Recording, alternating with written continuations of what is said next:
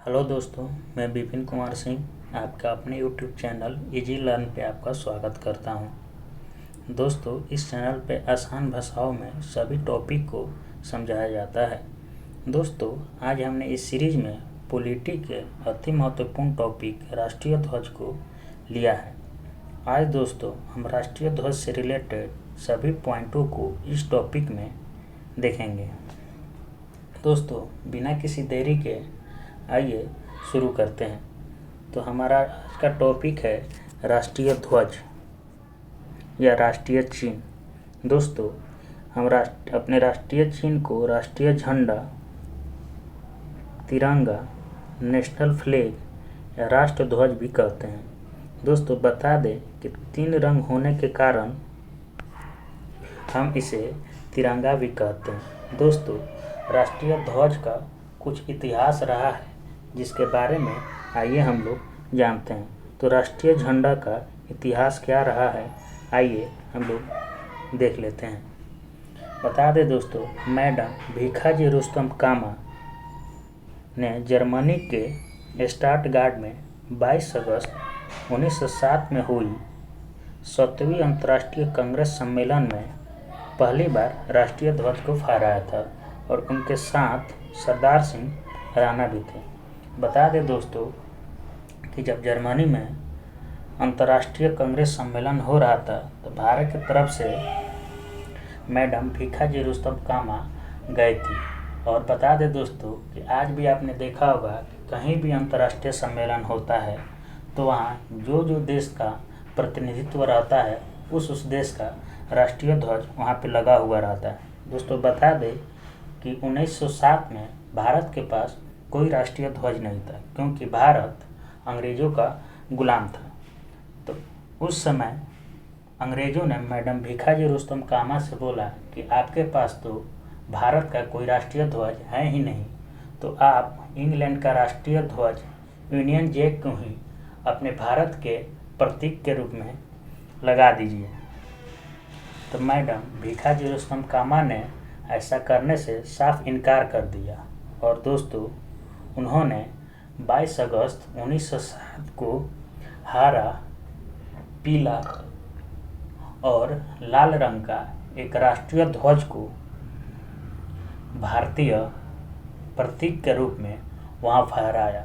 और इसी दिन से दोस्तों 22 अगस्त 1907 भारतीय इतिहास में एक अति महत्वपूर्ण दिन बन गया।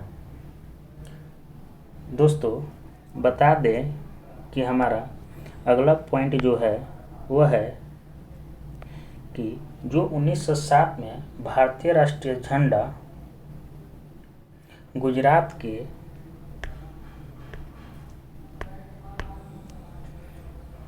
भावनगर स्थित सरदार सिंह राणा के पुत्र राजू भाई राणा उर्फ राजेंद्र सिंह राणा के घर सुरक्षित है।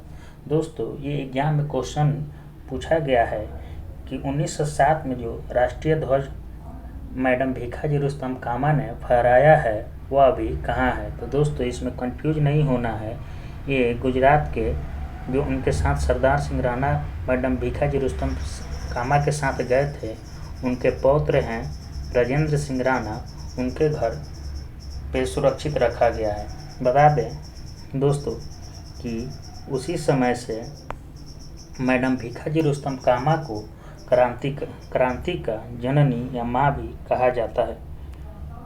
दोस्तों, बता दें कि उस समय यह झंडा हरा, पीला और लाल था और इसके बीच में देवनागरी लिपि में वंदे मातरम लिखा हुआ था। दोस्तों, हमारा अगला पॉइंट है कि इस झंडे में समय समय पर थोड़ा परिवर्तन किया गया है। तो आइए इसको भी देख लेते हैं कि कब क्या परिवर्तन किया गया है। तो पहली बार दोस्तों इस झंडे में 1917 ईस्वी में बाल गंगाधर और एनी बेसेंट के सुझाव पर इसमें परिवर्तन किया गया। दोस्तों, ये भी क्वेश्चन पूछा गया है कि 1917 ईस्वी में जो परिवर्तन किया गया है वह किनके सुझाव पर किया गया। तो दोस्तों, कंफ्यूज नहीं होना है, ये परिवर्तन बाल गंगाधर तिलक और एनी बेसेंट के सुझाव पे किया गया है। दोस्तों आइए हम अगला पॉइंट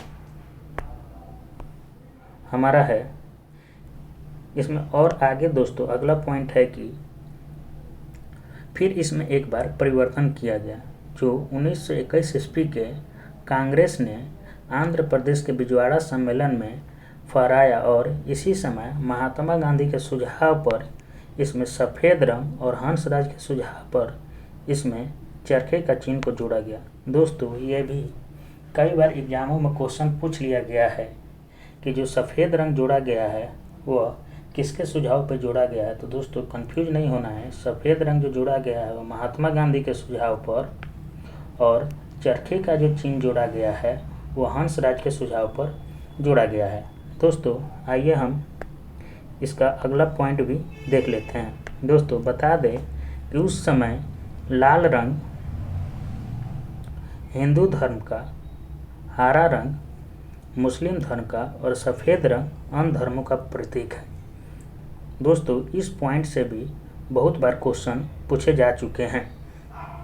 बता दें दोस्तों कि अगला पॉइंट हमारा है झंडा असेंबली के अध्यक्ष जेबी कृपलानी की अध्यक्षता में वर्तमान जो हमारा राष्ट्रीय ध्वज है इसकी रूपरेखा तैयार किया गया है। ये दोस्तों क्वेश्चन पूछा जा चुका है कि वर्तमान राष्ट्रीय ध्वज का जो रूपरेखा है इसकी अध्यक्षता कौन किया है। तो दोस्तों इसकी अध्यक्षता जेबी कृपलानी किया है। आइए दोस्तों जेबी कृपलानी का पूर्ण रूप भी हम लोग देख लेते हैं। दोस्तों इनका पूरा नाम भी एग्जाम में कई बार पूछा जा चुका है। तो जेबी कृपलानी का पूरा नाम है जीवट राम भगवान दास कृपलानी। दोस्तों ये ध्यान रखें कि जेबी कृपलानी का पूरा नाम है जीवट राम भगवान दास कृपलानी। दोस्तों हमारा अगला पॉइंट है कि वर्तमान झंडा का रूप और डिजाइन कौन तैयार किया है। दोस्तों इसको बता दें कि वर्तमान झंडा का रूप और डिजाइन आंध्र प्रदेश के प्रसिद्ध नेता पिंगली वेंकैया ने तैयार किया है। ये भी एग्जाम में कई बार क्वेश्चन पूछे जा चुके हैं कि राष्ट्रीय ध्वज जो है उसका रूपरेखा और डिजाइन कौन तैयार किया है। तो दोस्तों इसका डिजाइन आंध्र प्रदेश के जो नेता हैं पिंगली वेंकैया उन्होंने तैयार किया है। दोस्तों राष्ट्रीय ध्वज से संबंधित तदर्थ समिति के अध्यक्ष कौन थे। तो डॉक्टर राजेंद्र प्रसाद। इस पॉइंट को भी आपको ध्यान में रखना है।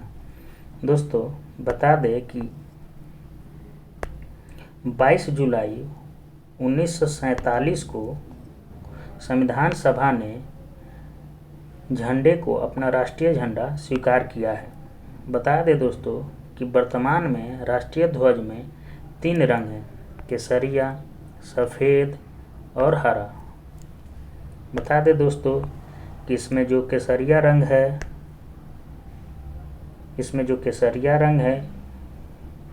देश की शक्ति और साहस को दर्शाता है और इसमें जो सफ़ेद रंग है दोस्तों वो शांति और अहिंसा और सत्य का प्रतीक है। दोस्तों इसमें जो हरा रंग है वो उर्वरता, हरियाली, वृद्धि और भूमि की पवित्रता को दर्शाता है। और दोस्तों और इसमें देख लेते हैं कि जो सफ़ेद पट्टी में बने चक्र हैं जिसे हम धर्म चक्र कहते हैं, यह चक्र शांतिपूर्ण परिवर्तन का प्रतीक है। दोस्तों इस चक्र में 24 तिलियां हैं।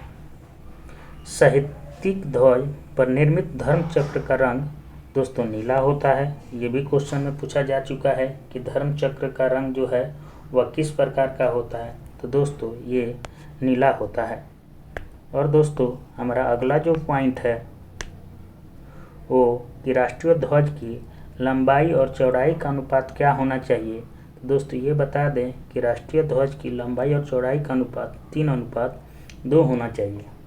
हमारा अगला जो पॉइंट है वो बता दें दोस्तों कि 2004 के पहले सामान्य जनता केवल राष्ट्रीय त्योहारों के दिन ही झंडा फहरा सकता था, लेकिन इसमें संशोधन करके 19 के 1 के क के अंतर्गत कोई भी नागरिक राष्ट्रीय झंडा फहरा सकता है।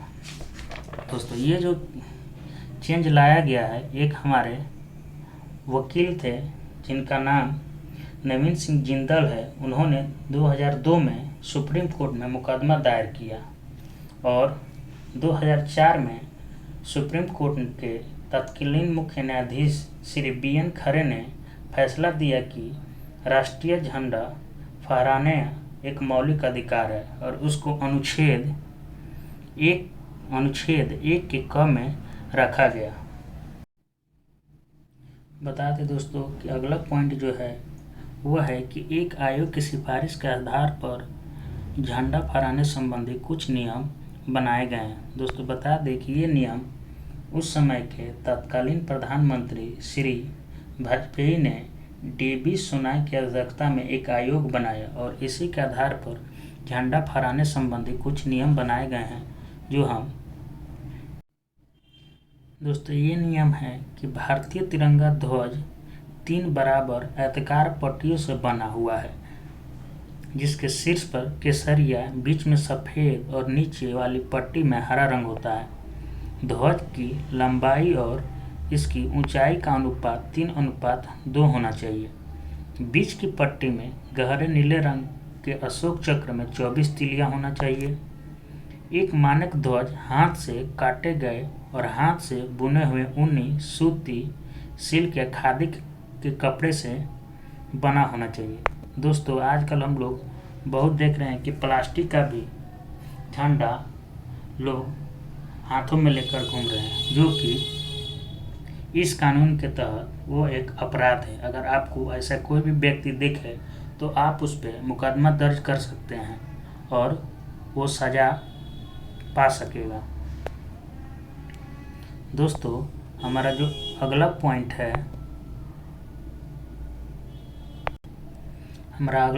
है सरकारी भवन पर ध्वज रविवार या अन्य छुट्टियों के दिनों में भी सूर्योदय से और सूर्यास्त तक फहराया जाता है। विशेष अवसरों पर इसे रात को भी फहराया जा सकता है। ध्वज को सदा स्फूर्ति से फहराया जाए और धीरे धीरे आदर के साथ उतारा जाए। फहराते और उतारते समय बिगुल बजाया जाता है, जो इस बात का ध्यान रखा जाए कि ध्वज को बिगुल की आवाज़ के साथ ही फहराया और उतारा जाए। जब ध्वज किसी भी भवन की खिड़की, बालकनी या अगले हिस्से से आड़ा या तिरछा फहराया जाए तो ध्वज को बिगुल की आवाज़ के साथ ही फहराया या उतारा जाए। ध्वज का प्रदर्शन सभा मंच पर किया जाता है तो उसे इस प्रकार फहराया जाए कि जब वक्ता का मुंह श्रोता की ओर हो और ध्वज उसके दाहिने ओर हो। दोस्तों हमारा अगला पॉइंट इसमें है, ध्वज किसी भी अधिकारी की गाड़ी पर लगाया जाए तो उसे सामने की ओर बीचों बीच या कार के दाईं ओर लगा होना चाहिए। दोस्तों फटा या मैला ध्वज नहीं फहराया जाता है। अगला पॉइंट है, ध्वज केवल राष्ट्रीय शोक के अवसर पर ही आधा झुका रहता है। किसी दूसरे ध्वज या पताका को राष्ट्रीय ध्वज से ऊंचा या ऊपर नहीं लगाया जा सकता है, ना ही बराबर रखा जाएगा। दोस्तों राष्ट्रीय झंडा से रिलेटेड अगला मेरा पॉइंट है, ध्वज पर कुछ भी लिखा या छपा नहीं होना चाहिए। जब ध्वज फट जाए या मैला हो जाए तो उसे एकांत में पूरा नष्ट किया जाए। दोस्तों राष्ट्रीय ध्वज से संबंधित जो भी नियम बनाए गए हैं, अगर उसका उल्लंघन कोई करता है तो उसे 1 वर्ष की सज़ा और साथ में जुर्माना भी लगाया जा सकता है। दोस्तों वीडियो अच्छा लगा हो तो वीडियो को लाइक करें और चैनल को सब्सक्राइब कर दें ऐसे ही अच्छे वीडियो पाने के लिए। धन्यवाद।